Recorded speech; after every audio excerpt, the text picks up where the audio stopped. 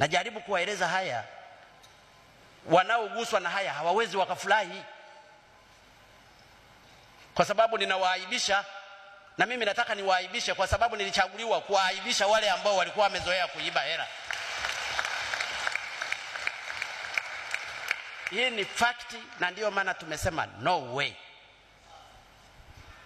Najaribu kuwaeleza hii ndugu zangu ili mjue picture ya serikali yetu na madudu yaliyokuwa yakifanywa ndani ya serikali.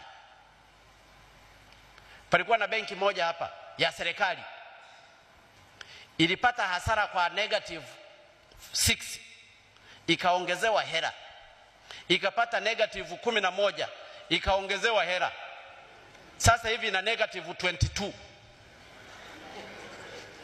Manager yupo, wafanyakazi wapo, gavana wa benki yupo, waziri wa fedha yupo, katibu wa fedha yupo. Ndio uozo wa nchi hii. Tumeifunga, tumesema lazima iwekwe usimamizi maalum, lakini huko ndiko fedha zimekuwa zikivushiwa huko. Hii ndiyo Tanzania.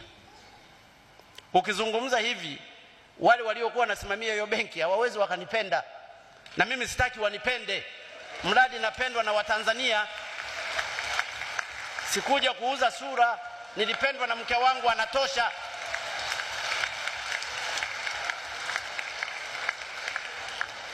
Sihitaji kupendwa.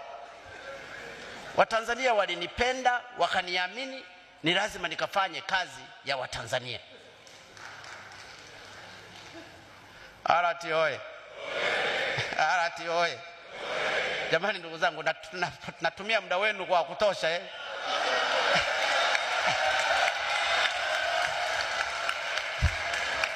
nisije nikawa ninawaboa tu hapa.